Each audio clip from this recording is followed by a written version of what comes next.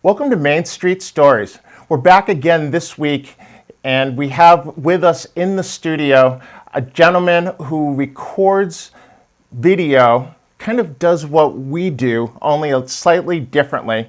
He does mostly soccer, and we're going to take a look today and find out a little bit about how the world of soccer uses video. It's pretty much at the leading edge technology-wise of sports and how they use it for the development of teams and how they share information across leagues and across the country.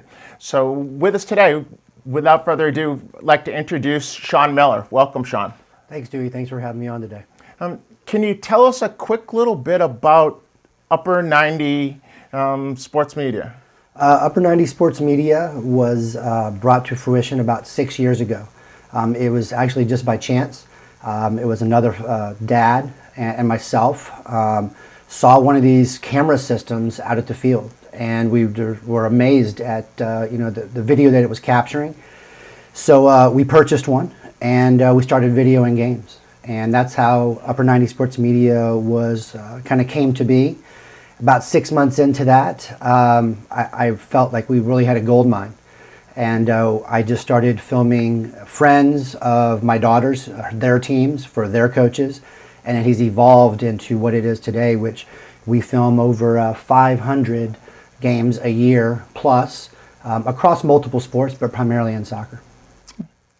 So you say we saw one of these rigs, and we have a little bit of footage of these rigs. And I don't know if we can show people what you're talking about. It's pretty amazing. So this is you taking the rig out of the car. It looks pretty small. How many of these can you get in a car? There in that vehicle we fit two. I can actually probably fit three in that car. If you have a truck, you can stack them. You could probably fit 6+. Pretty amazing. They're reasonably lightweight. They expand out. Each of these rigs has 3 very sturdy legs, as you can see as I'm taking them out now. People always ask me, does it fit in that suitcase? And I'm like, nope, that's where all the electronics fit. So I kind of get a little chuckle when people ask that. Reasonably, you'll see here over the course of the time that we set up, I've been doing it for 6 years. I can set this particular rig up in about 10 to 15 minutes. Okay. And so the types of cameras that you use, are they special cameras that are made specifically for the rig, or are they just regular video cameras? Well, the first camera I bought was a Canon XA10, which is on the professional side, but it's the smallest professional Canon camera that was available to the market. Over the course of the years, I really found that the Canon G30, now the G40, and these are consumer model Canons, work the best for me. They got dual SD card slots, and they shoot straight MP4. So it's really amazing. I can bring the rig down, and I can actually provide game film to a coach right after the game if they wanted it. So raw footage. So you're going straight from camera to delivery? Certainly can. Most of our consumers or people that are purchasing the games, for instance, one of our large partners is a Dallas Texans soccer club. I do all of the film for the Development Academy for the Texans, and I actually take the film home and go directly to my workstation, and I upload their games to Huddle. So all of those games go into Huddle. Each player has access. I have 24 hours to get those games up into Huddle. Once they're in Huddle, we actually do a league share. It's called League Exchange. So anybody in the league can come in and grab games for scouting purposes, or your opponent can actually, that you just played, can grab their game film for game analytics, tactical analysis. They can send game film out to the players. They can watch defensive mistakes, or they can watch where they can learn from their opponent. It's just a really great and new, like you said earlier, cutting edge technology, and how the league is actually using game footage. So before we go into kind of how the teams and individual coaches might use it, let's talk a little bit about your business. So on an average week, how many games would you film? It just depends on league schedules. Now that we're getting towards the end of the season and there was, for instance, rainouts, some of the weekends are a little more compact than others. I could do anywhere from 5 to 20 games a weekend. For instance, I actually filmed 3 games, or our company filmed 3 games last night just due to rainouts. State Cup. So those 3 games running concurrently or consecutively? 1 at 6, 2 at 8. So I had actually 2 camera crews, one filming a 6, one filming an 8, and another guy filming the 8 o'clock. And what would be the most, because some of these soccer complexes are pretty large. Sure. And so if they were running a tournament at, say, the FC Dallas facility, sure, how many fields might be in use? Well, at FC Dallas, they actually have 17 game fields. So my company, I actually do have some exclusive rights to tournaments here in the Dallas area. I actually do the Defeaters College Showcase every Thanksgiving. I've had it for the past 4 years. I'll do anywhere from 40 to 60 games over 4 days. Just here recently, at the end of March, early April, I had the exclusive for the Dallas International Girls Cup and the Iber Cup. So we did over 70 games over the course of those 4 days, and we actually did live stream some of the Iber Cup finals back to using a platform, and that was actually shown worldwide. So through these rigs, you can bring in the video feeds and stream them live so that someone anywhere in the world potentially could be watching. Yeah. In those cases, do you also have commentary audio, or is it pretty much just a stream of the game? Currently, it does have the capability for broadcasting or commentary color, whatever you would like. We personally, as a company, have not gone into that realm. We are strictly, right now, using a platform, has a running clock, scoreboard. You can actually, within the platform, you can clip highlights. While you're in game, someone's running the studio, you can actually broadcast those highlights via social media live. There's a platform chat functionality. So we actually provide the studio analyst who's running the studio, and we actually have the videographer that's actually shooting the game, and all of that is real time. We use a platform called vMix, and vMix is used by people in a lot of sports to stream. It's largely a streaming and encoding software and switcher. And a big part of what vMix has is replay. So do you do replay also through the platform that you use, or is it something that you just have, it's there, but you don't do it a lot? So in the platform itself, it does not have replay. But when you clip a foul or you clip a goal or a save, anybody that's watching that in the player can actually go back to that moment where it's being clipped and watch it. And they actually can share it via social media as well. So not necessarily is there action replay at the live in the moment, but it's actually in the timeline of the game. So it's not being dictated by what you do, but it is available anytime somebody just wanted to go back and watch the goals, and and you've clipped them, somebody could catch up. And you're only as good as your studio operator. Mm-hmm. So your studio operator is primarily dictating the highlights of the game based on what they're seeing. Obviously, the goals and the saves are that's part of the game.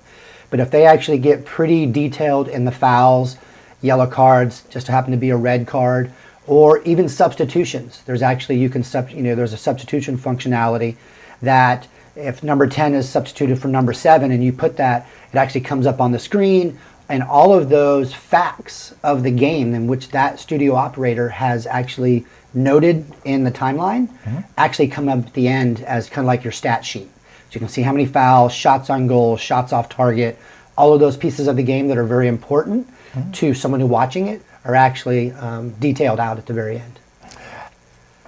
So how many people are using this platform? Is this something that is an industry standard? So people doing soccer throughout the United States are using this platform as a standard so anybody could find games? Or is this something that came from somewhere else that's migrated and hasn't quite fully penetrated the market? Well, I think the platform is actually called MyCujoo, MyCujoo.tv. They're based out of Amsterdam. They are primarily, their users are primarily in countries and federations that don't have TV rights. So they go into Asia that has Division 2 or Division 3 where, as most of your higher level in England, EPL, they've got TV rights. The championships got TV rights. But you start getting down into the lower levels of those leagues in countries across the world, they don't have TV rights. So what they've done is provided this platform. You can actually stream from your cell phone, you can stream from cameras like mine, and they provide this platform free of charge. So they're the CDN. Yeah, they're basically the platform that allows people to broadcast their games. Now, there is some monetary and there is some pay-per-view. You can do all different types of things. There's actually sponsorship. So there's a paywall that you could put your games behind? Yeah, and you can charge what you want for people to watch it. Now, MyCujoo is actually they actually hired a gentleman that used to work for U.S. Soccer to help broaden kind of their customer base in the United States. Very smart on their behalf. I actually got hooked up with MyCujoo because of my relationship with the Iber Cup. Iber Cup has been using them in Europe for all of their European tournaments. They've got in Barcelona, they've got one in Italy. So they broadcast their games using MyCujoo. Well, part of my contract was, when I got the tournament, is I had to broadcast their finals using the platform. So I worked with them to figure out how I could actually set my rig up and stream live and actually run the studio. So I've actually myself have been able to film the game and run the studio at the same time. So it could be the one-man show. Now, theoretically, it's probably a two-person job, but at that point, I didn't have to have the resources in order to do that, so I learned how to do both. Soccer seems like it's leading the way in terms of using video, because you've said that the games you film are available to the opposing team, so it must be the home team who's actually filming the games where you're filming. As part of the U.S. Soccer Development Academy, it's a requirement for all home games to be filmed. And that thus allows, every time you travel to an opponent's home facility, those games are being filmed. Just like when we're in Dallas Texans at Ross Stewart, their soccer complex, I'm filming those games on behalf of the Dallas Texans. And it is a requirement to have those games up within the 24-hour period. In order for the other opposing teams to go and capture that game. So U.S. Soccer Development Academy, you said, so is the league where it's required to film games. This is a U.S. level of soccer? Yeah, so the boys, on the boys' side, the Development Academy has been around for 10 years. Just this year did they launch the new Girls Development Academy. And it has, most of the clubs in our area, such as FC Dallas, Dallas Texans, and Solar. Those are the three clubs that actually have the girls' side to them. The next layer to that would be the Elite Clubs National League, it's called ECNL. They are not required to film their games, but when you go to all of their showcases, all of their games are filmed. And those are actually filmed for purchase. Kind of what I do, so the parents can hire a company such as mine to go and film their games as well. So the lower level is where there's more prevalent use of video, mandatory at a lower level. So in theory, if development of athletics is always like a pyramid, where at the rec level is where you have the most kids, and then national team or Olympic team or whatever that happens to be being the top, where does this developmental league fit? Is this like a huge number of kids nationwide? Right now, it is the Development Academy is the highest tier that you can have. It's your highest level of youth soccer in the United States. It is a new, on the girls' side, it's a new league for the girls. So if you look at that pyramid, the DA really sits at the top. And it is the best of the best. All the national team players, the pool of players that are in the national teams are playing in the Development Academy, except for a few and far between, just because they've made decisions not to play DA. But 95%, I would guess, are playing at that highest level in the Development Academy. So this is what age? It starts at U13 all the way to U19. Yeah, so it's a large number Yes. of players and games. So obviously, if you have 4 rigs and every game nationwide is having to be filmed, there are a lot of people out there doing what you do. Yeah, absolutely. Just in our area alone, there are probably 3 to 4 major players that actually have companies such as mine. When I started, there was 2 of us. There is so much business in the Dallas-Fort Worth Metroplex that we do not even cannibalize one another. Now, we go after some of the larger tournaments, such as Dallas Cup, but the person who's had Dallas Cup actually subcontracts us to come and help them for the tournament because there's so many games that need to be filmed. They can't. They have 6, 7 rigs, but they cannot do it on their own. So what we're talking about, like FC Dallas, they have so many Sure. tournament game kind of fields Yeah. that nobody is big enough at this point in time to really be able to just do that by themselves. So it Actually, requires. There's one company, Touchline Video. Bill Shannon is the president and owner. I'm actually good friends with Bill. Bill actually has 200 rigs. Wow. He has more rigs than I could imagine to have, and he has come to Dallas, and he has he is basically the video vendor for U.S. Soccer. So any event that U.S. Soccer has doing a Development Academy showcase where there's 20 fields going. For instance, we were just in North Carolina for the Girls Showcase. We were there from Thursday to Tuesday. There was 307 games going on. He filmed 304. He only missed 3 games due to weather and rig malfunctions. But having 304 games filmed over those course of those days is remarkable. Every time I'm at a DA showcase, I go find Bill. We have conversations. We talk shop, kind of like what we're doing.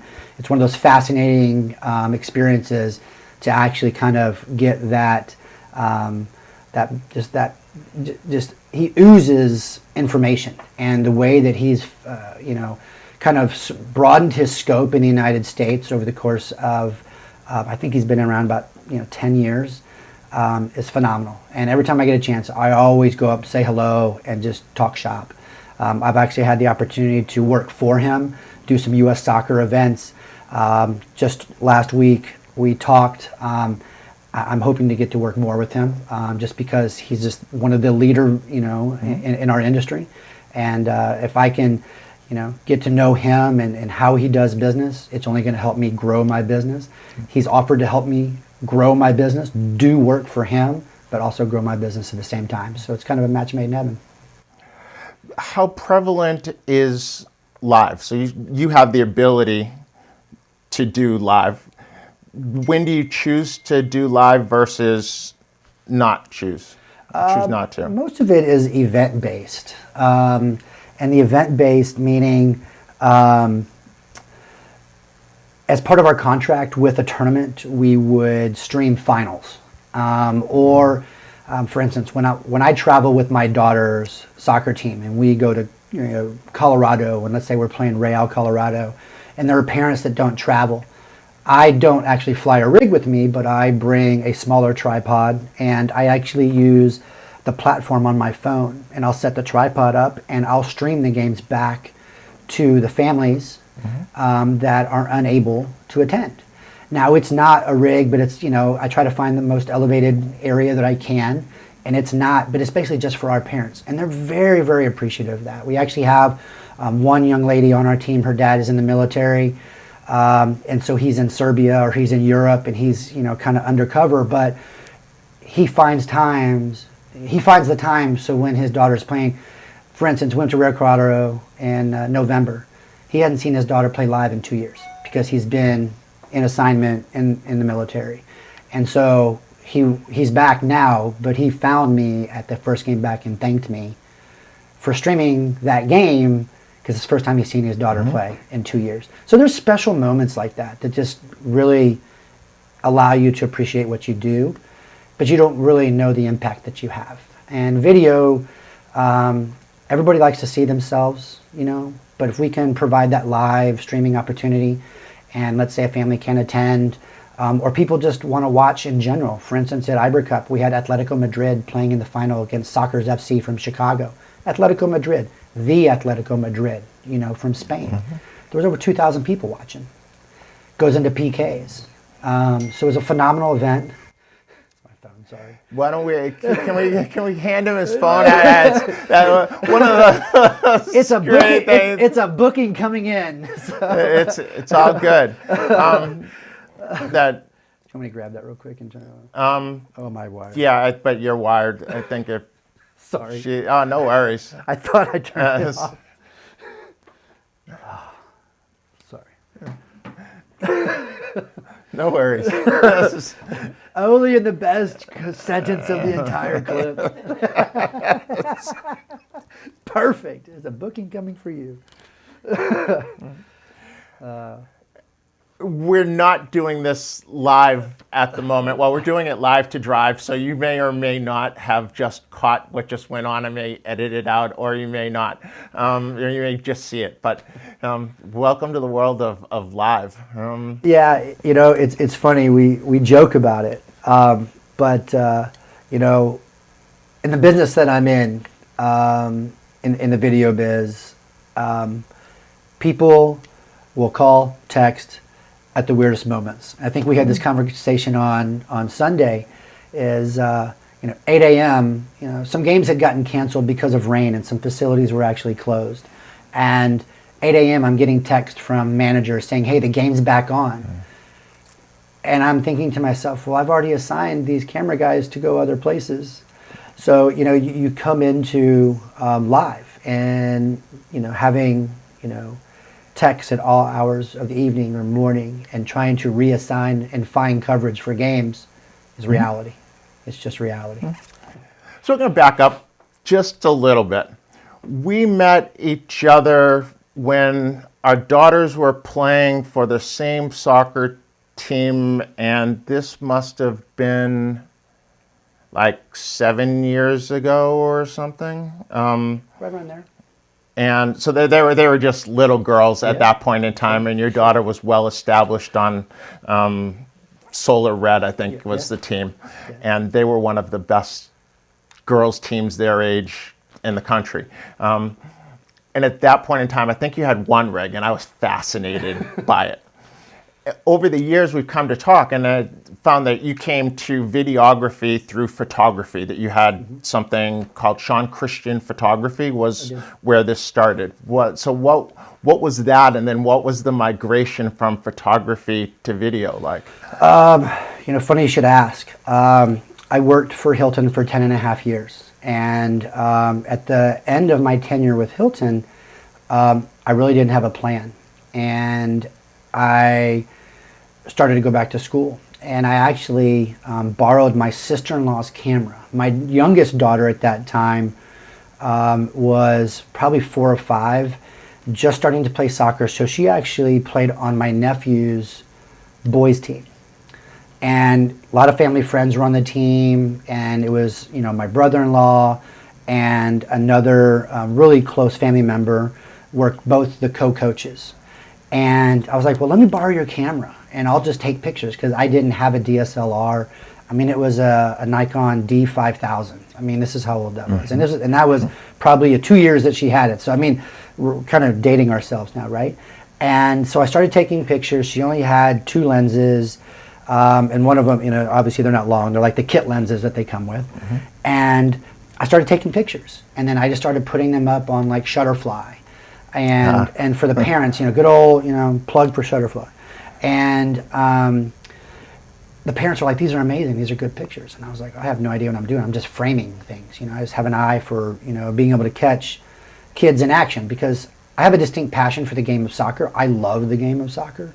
And so if I could actually cherish these moments and provide them to the parents, and they could keep them as keepsakes, and I just felt like I was doing my part, right? To capture as they progress and grow in the game, we have it all captured on, in a picture. Well, I was like, you know what? At that time I wasn't really working. I was like, okay, I'm gonna go back to school.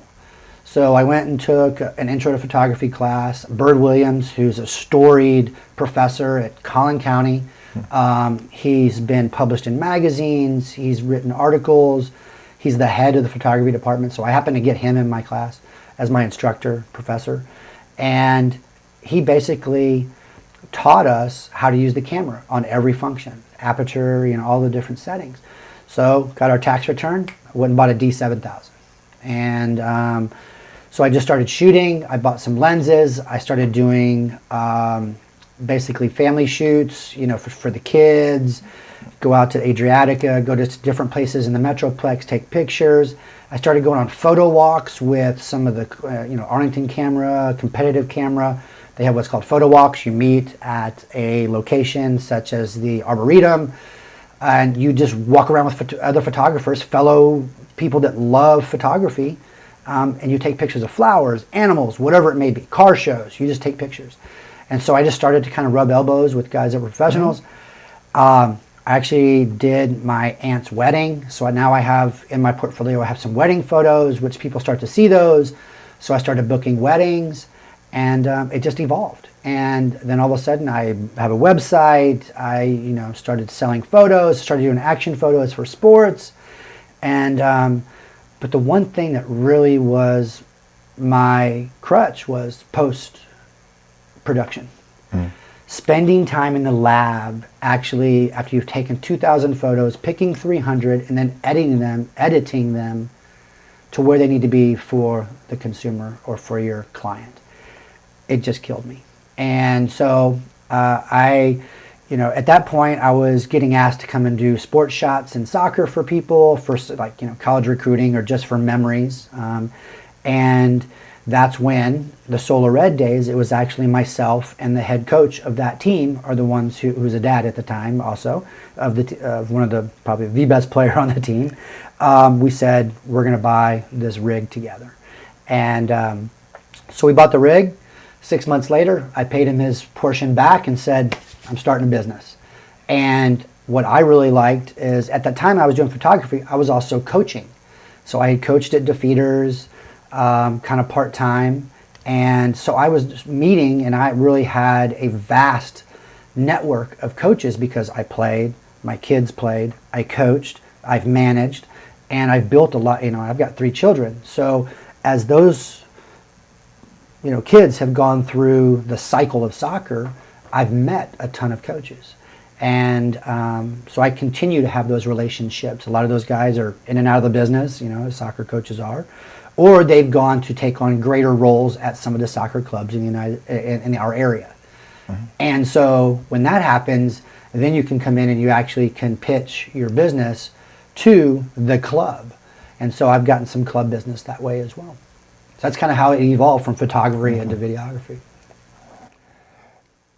I think the story of Sean Miller and Upper90 Sports Media is there was a guy who was involved in a sport locally who had passion at a level at the top of where it is. And I've ridden in the car with you and I know the people that kind of count on you for your advice. And so where your tentacles are in is everywhere.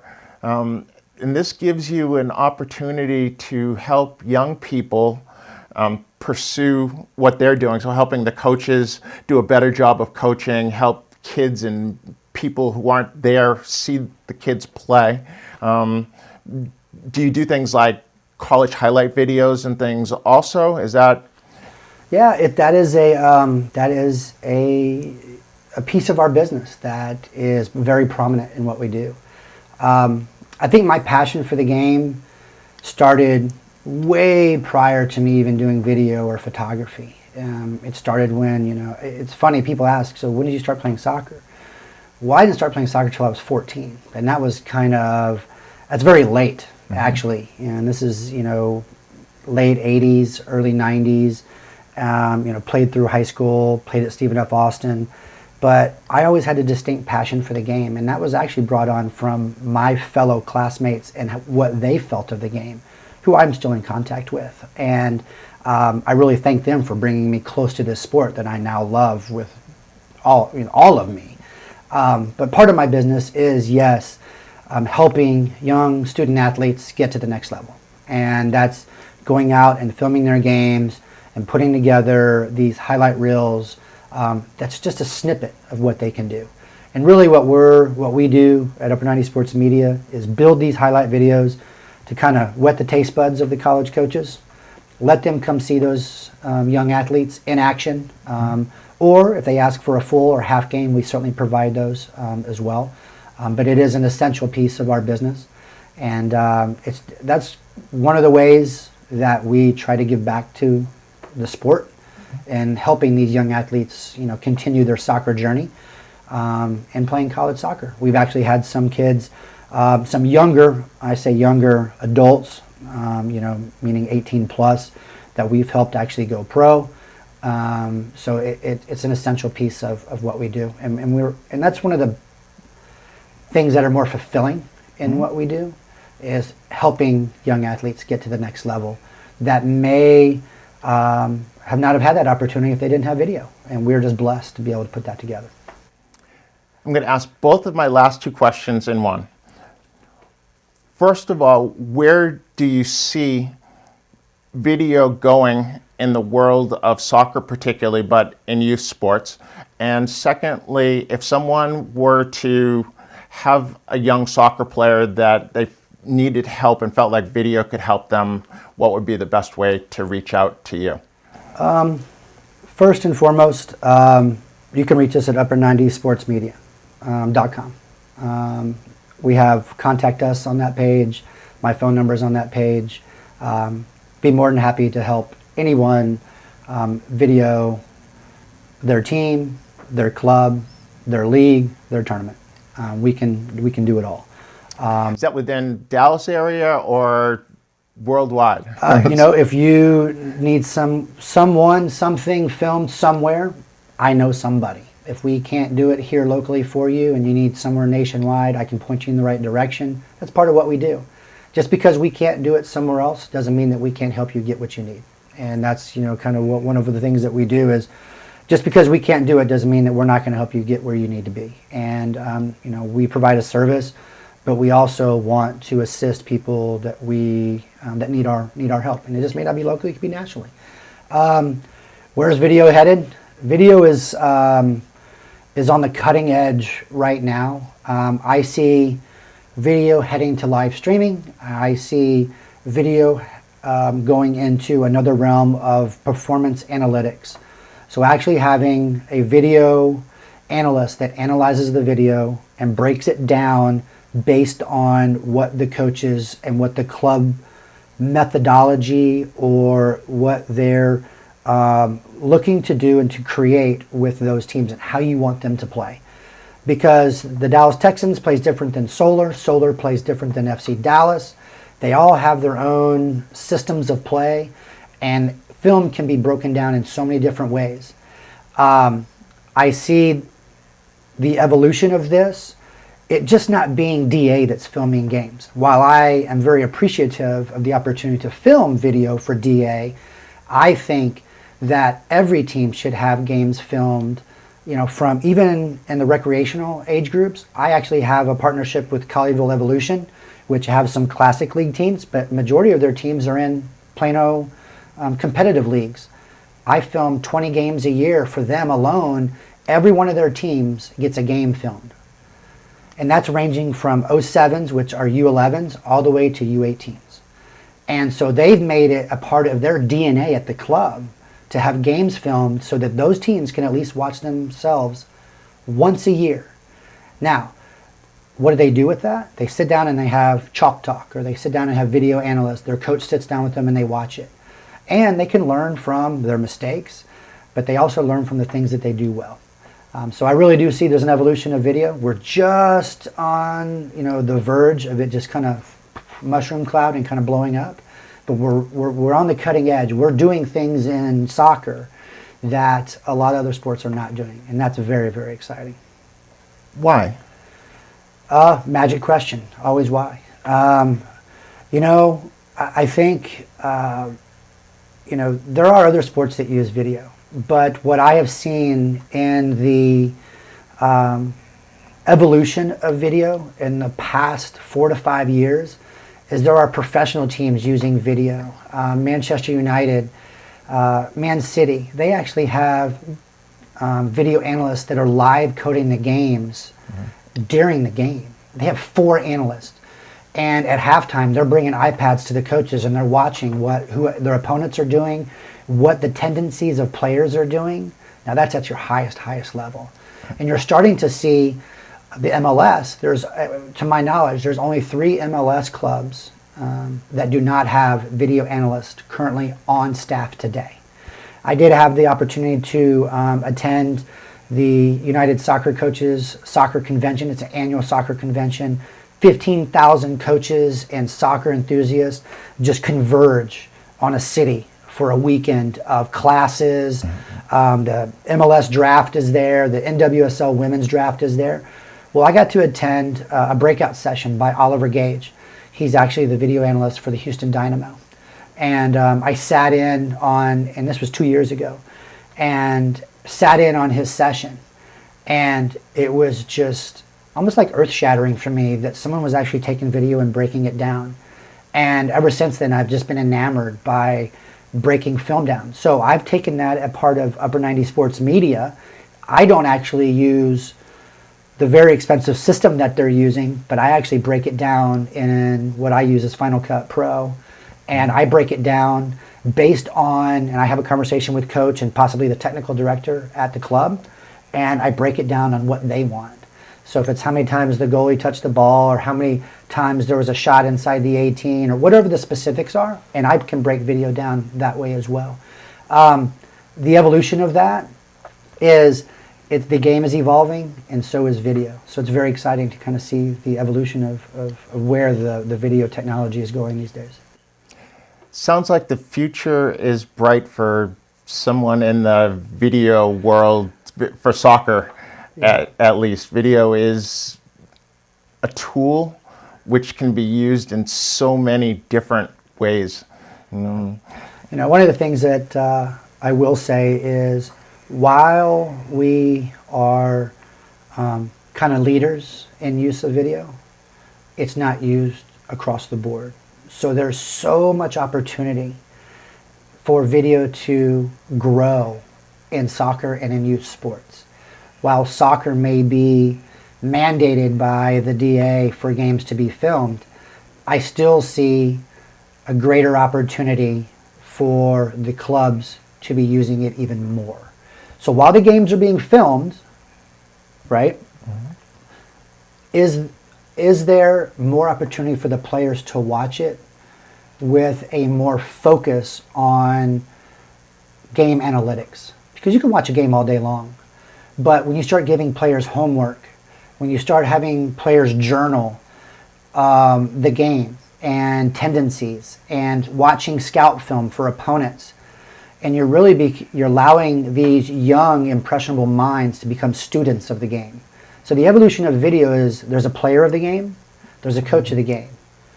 But now we have to be a mentor of the game, and we have to create students of the game. And we create students of the game by watching the video with purpose. It's interesting you say that because it sounds like some things which were in existence a long time ago. I'm 56 years old, so I was in high school in the 70s and played high school football. One of the things that we did, and this is back when it was actually film, was on Mondays we would watch the game film of the game that we had played that weekend. And then later in the week we would watch film broken out of the opponent the next week. And so there was a film exchange between schools that was mandatory. And it sounds like something that was used a long time ago and maybe kind of went away a little bit is now filtering itself back in and at an analytical level. So using sports analytics to be a little more precise rather than we would watch the running back and know that there was something that helped me. I think I had 5 sacks one game based on some scouting stuff that we had seen. So it sounds like you're on the cutting edge. You're not looking to just do video, but you have the foresight to see where it will be used, have an interest to know where it's going to go, and to be there before it gets there. And I think the people of Frisco and soccer everywhere are lucky to have you involved. And those people whose lives you touch are certainly enriched by your involvement. So thank you. Well, thank you. I'm truly blessed. You know, I've had the opportunity to do what we do in regards to Upper90 Sports Media. I just am blessed to be a part of the game that I happen to love so much. And I actually have a business, and I get to do that 24/7. And, you know, not a lot of people can say that they get to do what they do every day and love what they do. And I just happen to be blessed and have that opportunity. So I'm very appreciative of the opportunity. I just love the game, and to be around the game every day is special. Okay. What a great story Sean is. To have him here on Main Street in Frisco, Texas, being a vibrant part of our community is an amazing thing for all those people that get to touch him. This episode was fantastic for me because I get to spend time with someone who is in a field quite similar to the one that we're in, and I got to learn about what he does, and it will certainly impact my business as we go forward. If you'd like to see other stories like this, or you know of someone who we should sit down and talk to, please reach out to us and let us know. If you'd like to just know when there's going to be more videos like this coming out, please subscribe, like, hit notifications, all that stuff that you do on social media to let you know where the Main Street Stories stuff is coming. And again, want to thank Sean for his time this morning, and we appreciate the opportunity to have gotten to know him more over these years and a lot today. Thank you. Thank you, Dewey. Appreciate it.